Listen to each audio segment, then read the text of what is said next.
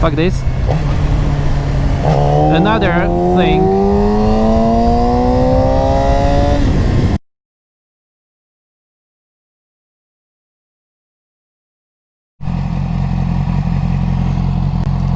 Hey guys, it's been a while, but the weather was crap, so there was no chance for me to actually get some serious rides or footage and shit like that.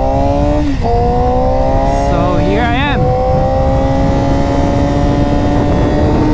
And what's new? It turned out that actually buying or getting used KTM EXC or any other 300 in that category, it's not that easy job to do, really, because the last video I did was about how crappy and beat up those bikes are, and not much changed. I expanded my search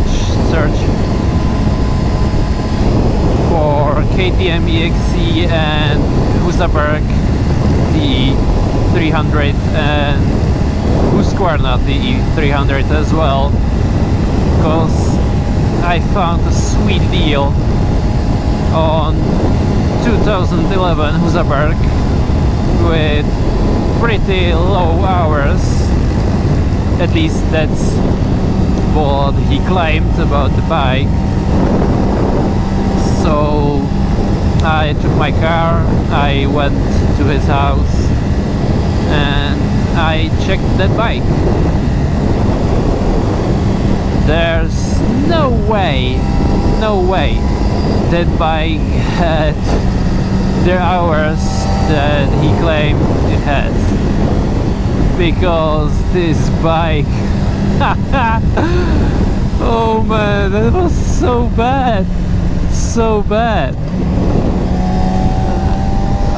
Okay, he took it out from the garage, it looked used,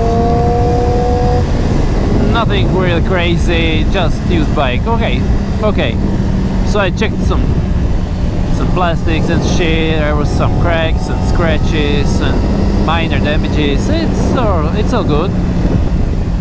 And after that I started to dig a little bit deeper into the bike. There were loose spokes in the wheels, so that's kind of a bummer. That was the first shitty thing that I found. The chain and sprockets were kinda mediocre. Doesn't matter. It's not really that expensive to change those parts. So, next point, brakes. Well, brake pads were, I don't know where they were, but they weren't on the bike, because the pads were totally gone. There was basically zero padding left, on the front and in the back as well. So it was like excuse me, that was bad. It's a sign of a neglected bike, in my opinion. So I was like, fuck this. Another thing, I looked on the bike from the back, and it looked like the tail is kinda running towards one side, which is weird. So I was like, hey, there's a subframe crack or bend or something. And he was like, nah, it's just the plastics are all fucked up and stuff. I was like, alright. So I continued in my expert knowledge that I of course had. Just kidding. I forced him to remove the seat from the bike so I can see the subframe and air filter. Well, the first thing that I saw, cracked subframe, totally cracked. I mean, the parts weren't even touching. They were like this way and that way, completely fucked up and jacked up. So I was like, man, there's a subframe crack. He was like, where? I can't see it. I mean, come on, dude, it's right there. It was like, oh shit, you're right, I didn't notice. And funny story is, a few moments before this, he was like, yeah, I changed the rear fender because it was so bad, so I replaced it with this white one. And I'm like, dude, you changed the fender, and for that you need to remove the seat, and the subframe is completely exposed during this operation. So you didn't notice there's a massive fucking crack in it? I mean, come on. He was just a bullshitter, that's it. Air filter was dirty as fuck, the air booth as well. Like I said, this bike, the price was great, but everything else about the bike was a massive disaster. So yeah, he had some spare parts and that was nice, but he was like, yeah, I have the subframe. I'm like, yeah, where? He was like, yeah, it's somewhere in the garage. Well, there was something in the garage, big fucking mess.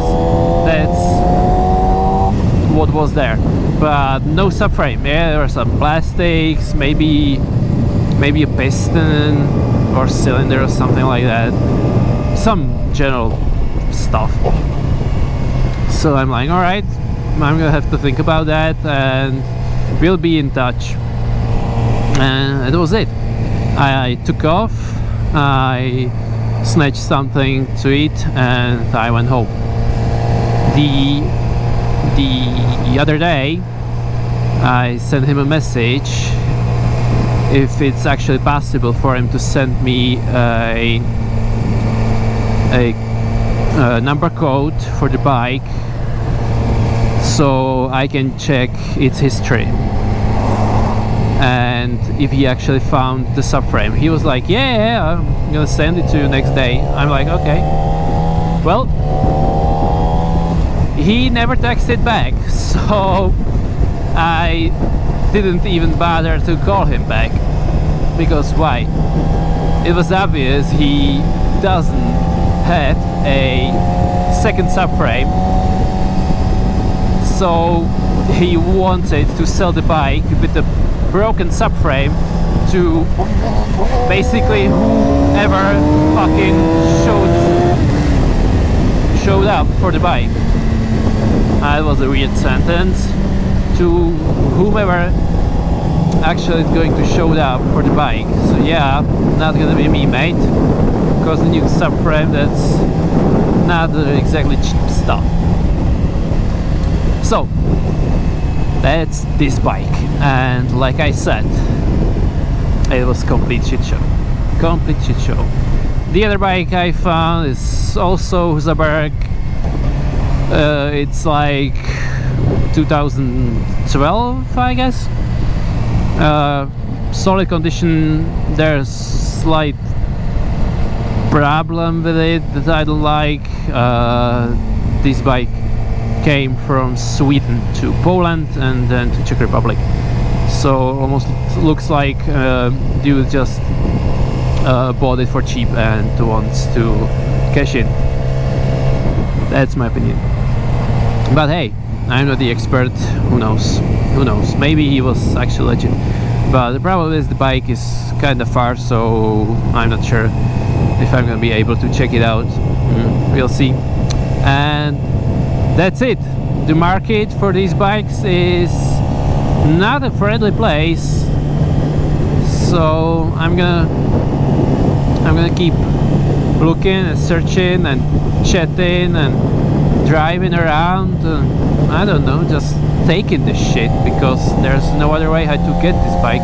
And time is kinda running out, because I want to get the bike before actual winter, so I can have some sunny days on it. But yeah, with all that said, take care, ride safe if you do, and peace out.